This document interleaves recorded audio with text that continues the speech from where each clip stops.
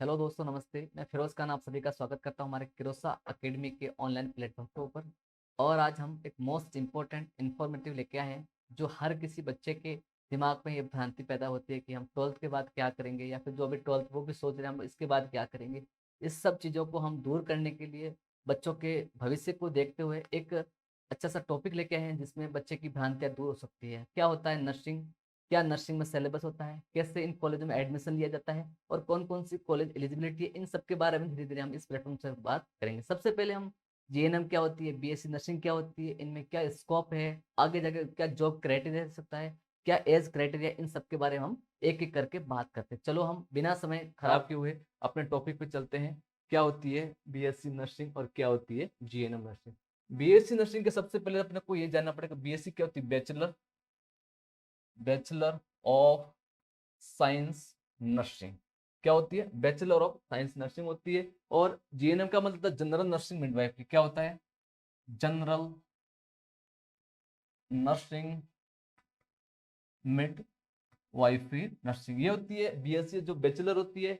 और ये होती है जीएनएम नर्सिंग। ये क्या एक डिग्री है। आपको सबसे पहले ये बैचलर आगे इसका मतलब डिग्री है, जनरल नर्सिंग मिडवाइफरी इसका मतलब डिप्लोमा है। सबसे पहले ये आपको पता करना बहुत जरूरी है, डिग्री क्या होती है, डिप्लोमा क्या होता है, क्योंकि जब तक इनके बारे में आपको पता नहीं होता सबसे पहले ये पता रहना बहुत जरूरी है। सबसे पहले हम पता करेंगे इस बीएससी नर्सिंग को करने के लिए हमें कौन से सब्जेक्ट पढ़ना बहुत जरूरी है, और जीएनएम को पढ़ने के लिए कौन से सब्जेक्ट जरूरी। इसमें तो आपको फिक्स क्राइटेरिया कर दिया कि आपको ट्वेल्थ के अंदर बायोलॉजी साइंस होना बहुत, साइंस में बायोलॉजी होना बहुत जरूरी है। और जीएनएम के अंदर ऐसा कोई क्राइटेरिया नहीं, आप सब अगर किसी भी आर्ट्स में हो, अगर आपने आर्ट्स ले रखी साइंस किसी भी में आप जीएनएम कर सकते, ऐसा कोई मतलब ऑलमोस्ट कोई क्राइटेरिया नहीं कि आप इसी में सब्जेक्ट में होना जरूरी, ऐसा कुछ जरूरी है। उसके बाद में ड्यूरेशन कितनी होती है, क्योंकि सबसे पहले लोगों के दिमाग में ये आता है कि हम कितने साल पढ़ना पड़ेगा, जीएनएम करेंगे कितना साल पढ़ना पड़ेगा। सबसे पहले भय ये होता है, इसी भय को मैं दूर करने के लिए, क्योंकि हम जिस प्लेटफॉर्म पर आए ना वो सबसे बड़ी एक हमने एक लोगों के बारे में, बच्चों के बारे में सोच के एक ये प्लेटफॉर्म स्टार्ट किया है। क्योंकि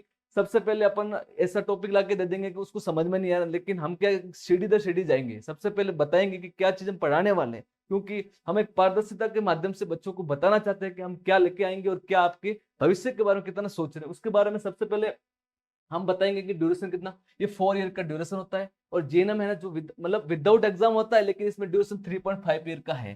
ध्यान रखना ये क्राइटेरिया। और इसके अंदर एग्जाम होता है हर साल। अपने यहाँ राजस्थान के अंदर RUHS आपने नाम सुना होगा, वो हर साल एक एग्जाम कंडक्ट करवाती है, उसकी काउंसलिंग होती है, उसके बाद हर कॉलेज का अलग अलग क्राइटेरिया, तो उसके अनुसार एडमिशन मिला जाता है। लेकिन इसके अंदर कोई एग्जाम विदाउट एग्जाम, सबसे बात तो ये है। लेकिन आपको ये भी देखना होगा कि देखो 3.5 ईयर है, एक डिप्लोमा है, 3.5 में अपन डिप्लोमा करें और उसी को मतलब एक 6 मंथ को और आगे बढ़ा के अपन डिग्री ले रहे हैं, मतलब ये पता रहना बहुत जरूरी। और आगे जाके इसकी क्या क्या संभावना होती है, क्या जॉब क्राइटेरिया, सबके बारे में बताऊंगा। उसके बाद में अपन आगे चलते हैं कि सबसे महत्वपूर्ण एज क्राइटेरिया, क्योंकि आजकल हर जैसे आप किसी कंपटीशन में जाओगे सबसे पहले पूछेंगे कि यार मैं अभी तक मतलब ओवर एज तो नहीं हुआ ना, ये बातें सबसे पहले आती है। क्योंकि आज मतलब गवर्नमेंट, हर किसी गवर्नमेंट ने, आप कहीं पे चले जाओ, यूपी एमपी राजस्थान कहीं पे चले जाओ, सबसे पहले क्राइटेरिया बहुत जरूरी है। अपन भी अगर अदर स्टेट का फॉर्म भरते हैं सबसे पहले वो एलिजिबिलिटी क्यों देखते हैं, क्योंकि क्या पता हमने एग्जाम में फाइट कर दिया अपने को बाहर ना निकाल दिया। इससे पहले हम क्या करेंगे, इस एज क्राइटेरिया के बारे में पता। इसमें क्या होता है नर्सिंग की, अगर देखो एक बात ये है कि आप नर्सिंग में अगर देखो जॉब करना चाहते हो ना, जैसे नॉर्सेट जैसा एग्जाम हो गया, उसके बारे में अगर आपको जॉब के मतलब 30 के बाद, जैसे एक जनरल वाले की बात कर रहा हूँ, 30 के बाद वो मतलब एग्जाम के लिए एलिजिबल नहीं है। अगर ओबीसी वो अलग बात है, लेकिन मैं एक तो बेसिकली बता रहा हूँ ये नहीं। लेकिन आप अगर बीएससी नर्सिंग आप अभी क्या करो, डिग्री या डिप्लोमा करो, उसके लिए 70 ईयर मिनिमम 70 है, और मैक्सिमम इसमें लिखा हुआ कितना 35। लेकिन हालांकि अपने राजस्थान में तो अभी भी ये चलता 35, लेकिन किसी स्टेट में जैसे आपने झारखंड सुना होगा, झारखंड के अंदर में और बिहार के अंदर इन्होंने क्या किया बताए, 28 ईयर लास्ट लिमिट कर दी, एज लिमिट मतलब अपर लिमिट 28 कर दी। अभी मतलब मिनिमम तो 70 वहां पे भी है, लेकिन इन्होंने अपर लिमिट को कम करके 28 कर दी। इसके बारे में बहुत भी ध्यान रखना पड़ेगा। अब आगे चलते हैं अपन, पर सिलेबस क्या था, क्योंकि सबसे पहले अगर अपने को सिलेबस का पता नहीं होगा तो अपन कुछ नहीं कर पाएंगे। सबसे पहले बहुत जरूरी बेसिकली कि सिलेबस क्या होता है। सबसे पहले मैंने आपको बता दिया बीएससी नर्सिंग कर रहे हो, उससे पहले आपको पता होना चाहिए कि मैं आर्ट्स में हूँ या साइंस बायो है। साइंस में सबसे पहले ये बहुत जरूरी है, बीएससी नर्सिंग के लिए सबसे बेस्ट है आपको फिजिक्स केमिस्ट्री और बायो। फिजिक्स केमिस्ट्री बायो होना बहुत जरूरी है, उसमें ऐसा कुछ परसेंटेज ऐसा कुछ नहीं है। इसके बाद आपने बीएससी नर्सिंग कर ली, उसके बाद एग्जाम होगा बीएससी नर्सिंग, उसके बाद में फिर जॉब क्राइटेरिया निकलता है। उसके बाद जीएनएम में no any exam in Rajasthan, क्योंकि देखो राजस्थान में तभी कोई एग्जाम, हालांकि ऐसा हुआ नहीं, आगे होगा देखा जाएगा, लेकिन किसी बहुत सारे स्टेटों में 3-4 स्टेट ऐसे हैं जिन्होंने एग्जाम कंडक्ट करवा दिया, उसके बाद में मेरिट बेस पे लेके उनको कॉलेज अलॉट होता है। अब आगे बढ़ेंगे हम, एडमिशन, एडमिशन कैसे होता है बताइए, एडमिशन के बारे में पता लगाएंगे। देखो second largest exam of India in medical field, हमारे मेडिकल फील्ड का, राजस्थान के अंदर बोलो, ऑल इंडिया के अंदर बोलो, सबसे आज आपने नाम सुना होगा, चर्चित नाम है नीट, जो एक ऑल इंडिया पे मतलब एक नेशनल लेवल पे करवा रही है जो फैकल्टी है, तो उसी को देखते हुए सबसे फर्स्ट तो नीट हो गया। लेकिन आजकल बीएससी नर्सिंग की इतनी बड़ी क्राइटेरिया इतना बड़ा बढ़ गया कि नीट के बाद सेकंड लार्जेस्ट नर्सिंग के अंदर मेडिकल फील्ड में सेकंड नंबर पे आ रही है, इसलिए इसमें एंट्रेंस एग्जाम ऑल स्टेट करवाती है। ये तो कोई मतलब घबराने की बात नहीं, बिना सोचे आपको पता होना चाहिए, ये तो अगर आप राजस्थान से करो, एमपी से करो, यूपी से, कहीं से भी करो, आपको एंट्रेंस एग्जाम तो देना ही है। तो उसके बाद में एग्जाम फॉर्म, देखो यह क्या लिखा, एग्जाम फॉर्म मई जून के अंदर एग्जाम फॉर्म भरे जाते हैं, समझे आप, एग्जाम फॉर्म मई जून के अंदर होते हैं, लेकिन एग्जाम कब, जुलाई और अगस्त के अंदर, ठीक है, ये पता रखना, क्योंकि सबसे पहले अपन को ये पता होना चाहिए, जैसे अपने एग्जाम दिया हमने मार्च अप्रैल में, जैसे एग्जाम कंप्लीट हो गया हमारे 12th, उसके बाद भी हमें पता रहना चाहिए कि हाँ वास्तव में, क्योंकि अभी बच्चे जनवरी में, हमने बच्चों के भविष्य को देखते हुए इसको प्लान किया, क्योंकि प्लान करना बहुत जरूरी था, क्योंकि हम अप्रैल में लेके आते फिर बोलते हमें तो सर पता भी नहीं था, इससे पहले हमने जनवरी, अभी बहुत टाइम, क्यों अपना 12th अच्छे से पढ़ो, उसके साथ हमारे से जुड़े रहो, हम आपको आगे आगे क्या जॉब क्राइटेरिया है, क्या नर्सिंग में जगत में क्या होता है, उसके बारे में अच्छे से बताएंगे।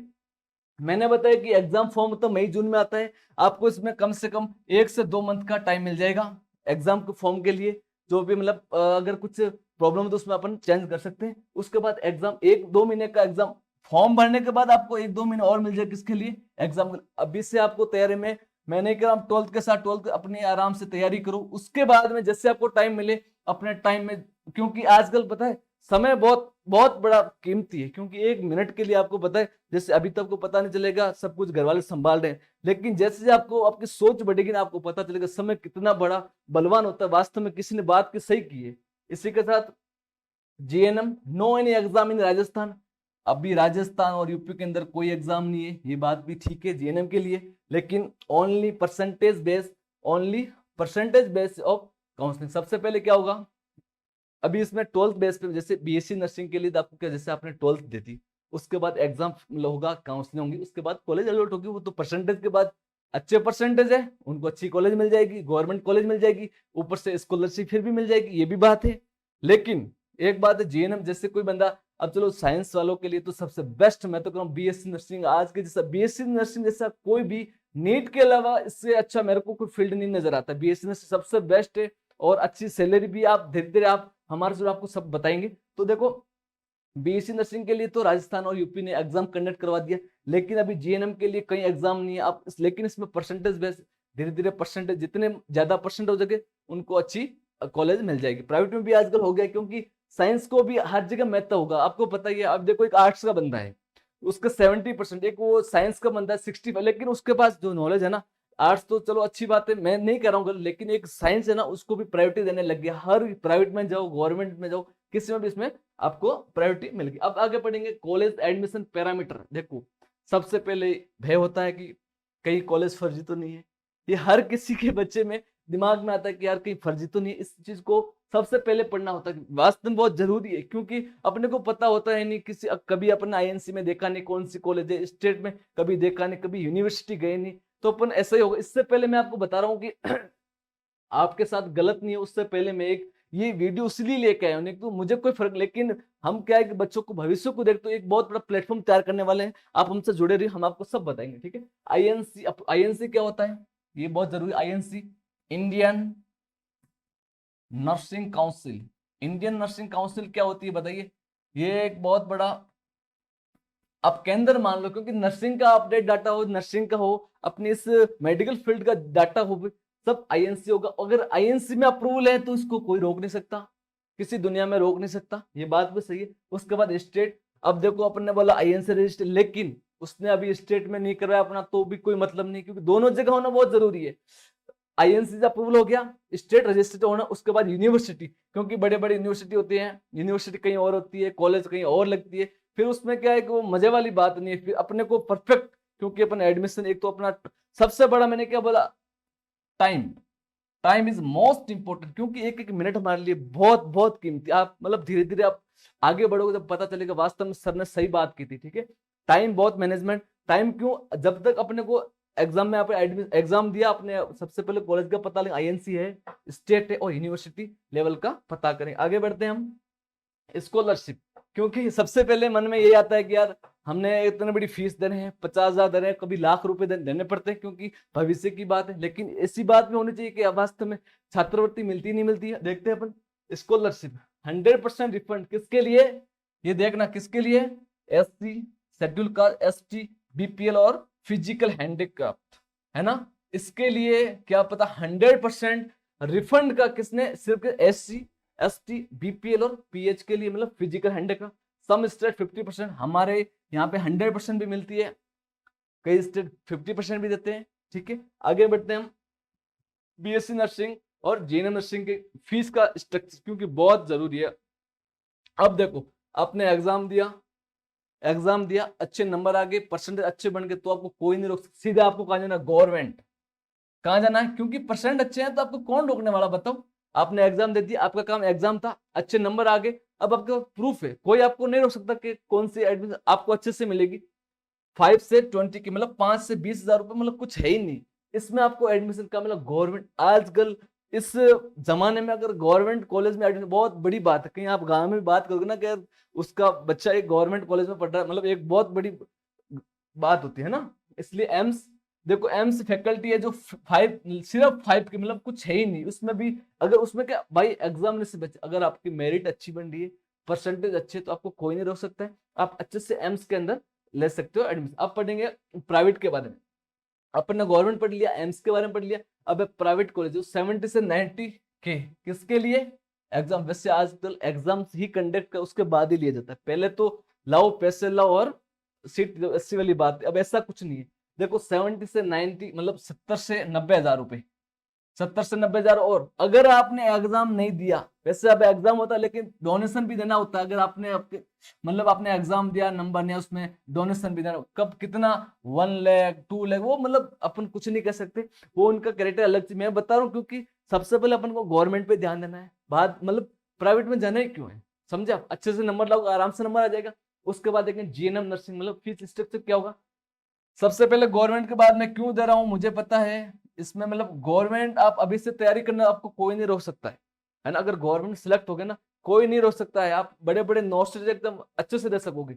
इसलिए गवर्नमेंट 5 से 10 के, मतलब 5 से 10,000 में, और प्राइवेट को 60,000 प्लस भी हो सकता है, क्योंकि अभी पता नहीं क्राइटेरिया क्या निकालेंगे वो मुझे पता, लेकिन मैं बता रहा हूँ पुराना क्राइटेरिया 60,000 है। लेकिन अगर वो भी आप अगर मेरिट में आए तो, कैसे, मेरिट में आओगे तो, अगर मेरिट में नहीं आए तो उसका मतलब डोनेशन भी देना पड़ सकता है। ये बात कान खोल के सुन लो। इसलिए मैं अभी मेरे जनवरी में ये टॉपिक लेने का मकसद क्या है कि बच्चे अभी से पढ़ेंगे, उनका भविष्य खतरे में नहीं है। इसलिए मैं इस मतलब हमारे सर ने बहुत अच्छे से प्लान किया आपके लिए, आप हमारे साथ जुड़े रहिए, हम आपको सब बताएंगे, ठीक है। गवर्नमेंट में 5 से 10 और प्राइवेट में 60,000, और इसके डोनेशन भी हो सकता है, वो भी बता सकते, ठीक है।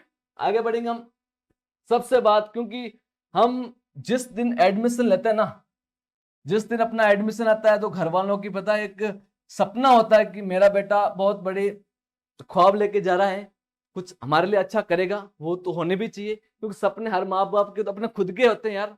आजकल अगर आपने कुछ सपना नहीं देखा तो आप कोई काम के नहीं, इसलिए आपको सपना देखना बहुत जरूरी है। और हर कोई बंदा छोटे छोटे अगर मतलब डिप्लोमा करो, कुछ भी करो, उसमें सबसे पहले अपन जॉब देखते हैं, इसमें स्कोप क्या है।